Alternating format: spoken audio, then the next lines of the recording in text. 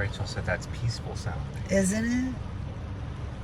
But why are we just sitting here?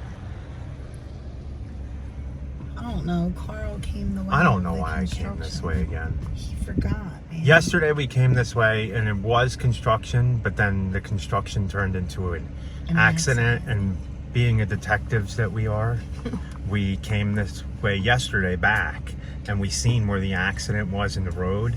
And it kind of looks like what happened is somebody turned out to turn around probably in front of a car and got T-boned in the side. And because if you're not paying attention and you try to whip it around and there's cars doing 40 miles an hour, they can't stop. And it looks like the accident was all the way across the road. So, but we're going to do the mulch job. Where's that one been?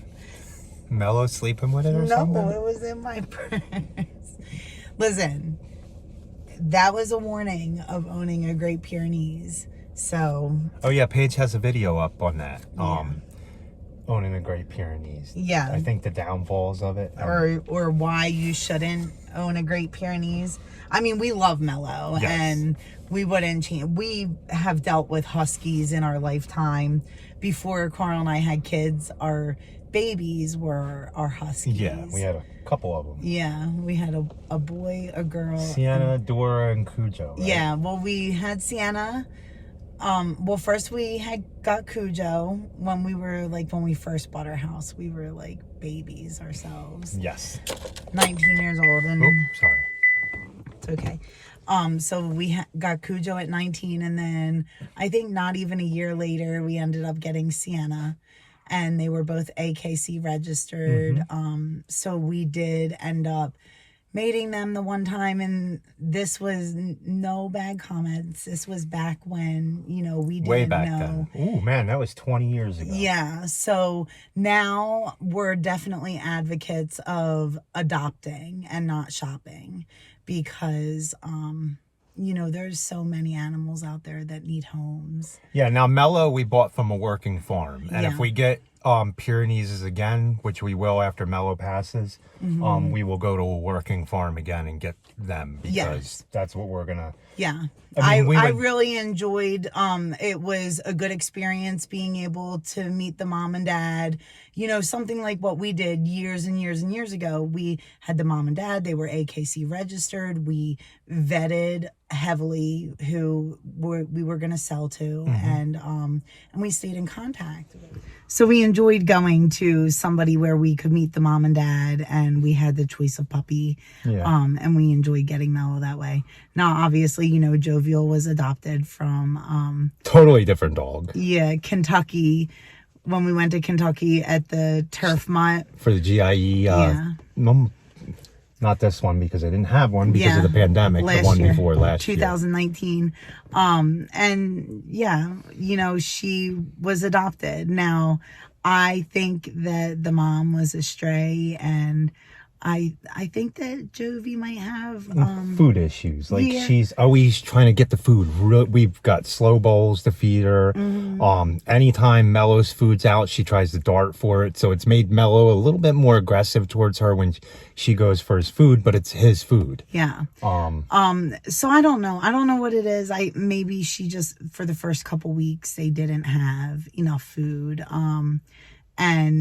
And I don't know if her eyes are 100% We'll have to ask the vet again. Yeah, we're going to have her. I mean, she has all her shots and is up to date, but the vet never said anything. But I'm noticing, recently, she just doesn't see in the dark as well as you would think that she does. Yeah, it gets a little nervous when we walk in. Oh, by the way, good morning, boss. Good morning. Sorry, I didn't even realize we said good morning. No, we didn't say good morning to them. So, but we're back at the mulch job. We are going to work on the peony bed. Did you bring snips? No, I didn't. No, do we have any? I don't know. We're gonna have to look. We got to do the peony bed. I can still spade it out, and then Rachel can do it when we come back later if she wants to mulch it after she cuts it.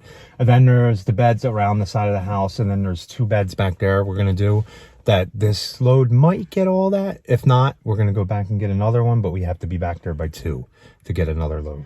Yeah. And we might go out and mow 2 yards this afternoon, right? Yeah, we should try to get out and mow. Lynn and Layton, at least. Yeah, we should It'll definitely. be less for tomorrow because we're not working on it. So the peony, which is right there, you do cut back in right now, right? Yeah. So you cut the peony back late fall after the first freeze. And then it will grow new flowers come spring. So we are back here to put the rest of this 1.5 yard of mulch down.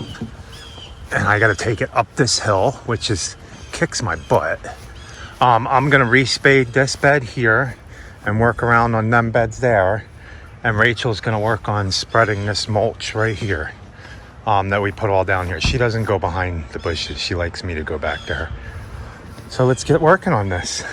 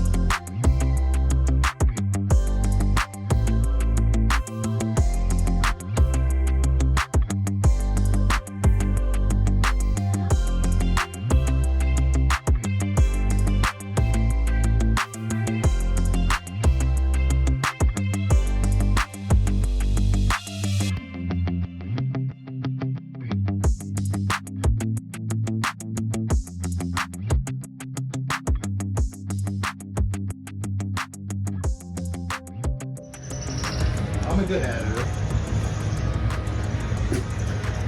Yeah, but that was just a little. Too close? Yeah. They're already up close and personal. Hi, guys.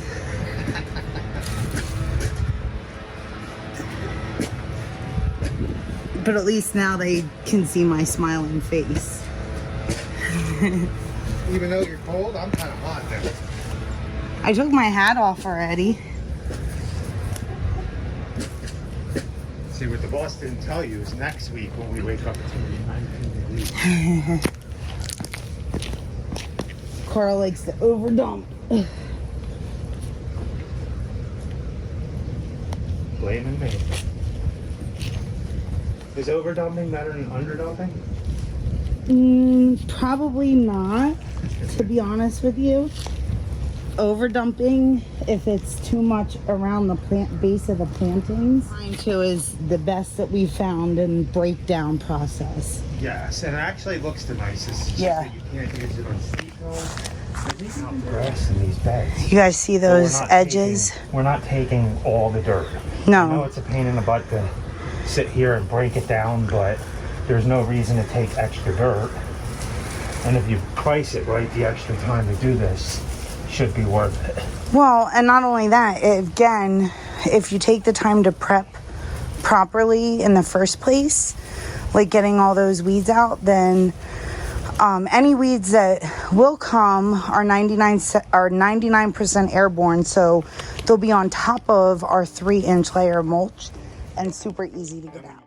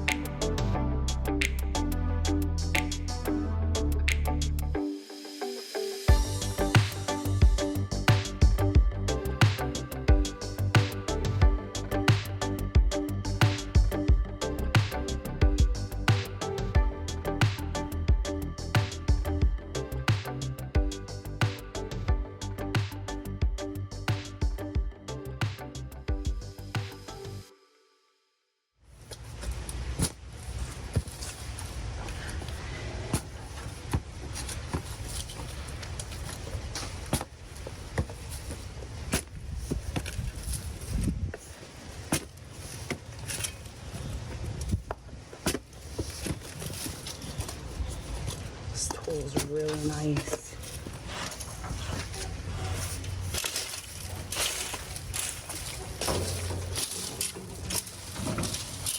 Well, the good news is you probably only need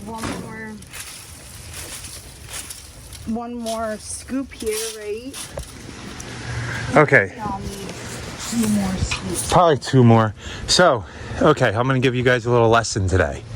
Boss, why do we not prune rhododendrons right now? Okay. Why do we not prune rhododendrons? The same reason why we don't prune azaleas. Unless they're sticking up really high. You guys see these? These are next year's buds. So if you really wanted to, you could go in and clean up like anything. Cut your low. Usually I cut the lower branches that are touching the ground because they will try to root. But look at these big, beautiful buds. If you prune them now, they will not You won't get have flowers. near as many flowers. It's pretty rhododendron too. Azaleas, you want to show them the azalea Oh, yeah. buds? Because they're a little bit smaller, but you can see how they're all getting little buds. So if you notice when I was pruning, see there's still little stragglers. We don't cut the azaleas really far back, back at all. Only say if one of these was up here, I would nip it off there and not prune any of this out here. Right. So, and then they'll be pruned after they flower. Yeah. In the spring. So see all these tiny little, see all that right there? It's a little bud. And now boxwoods, you're fine. Junipers, you're fine. Yeah, anything that doesn't flower. And most of the time, you just have to watch, because most of the time, this is the timing to like deadhead everything, clean everything up, like Shasta daisies. Just certain things you can't. There's certain Sedum. hydrangeas you can't. There's certain... It's just, there's some perennial plantings that put on their buds for the following year. So if anybody else has got anything to add to that about pruning, since this is a community and we all like to help each other out, that would be a good idea. Just comment down below, and if it's useful, we'll pin it to the top.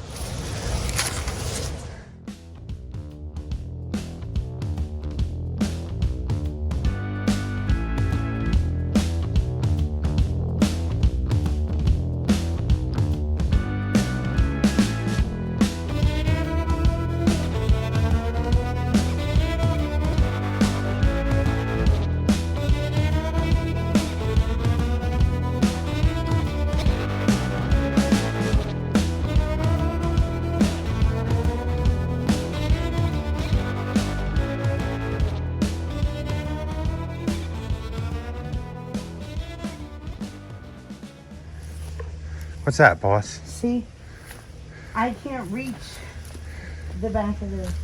Okay, I gotta level it off to the lines on the wall. The boss likes to be perfect. Yeah. So we're done this. Got all this mulch you guys seen. Looking good. I like doing mulch jobs. The only some on a porch, but we'll blow that off. The only downside to doing mulch jobs is mulch croup. Right? What? Mulch croup. Yeah. There's a thing called mulch croup, guys. From all the dust and stuff you breathe when you're spreading this mulch out. Some will say just do it with a rake. Yeah. I mean, to each their own. We like to hand spread everything.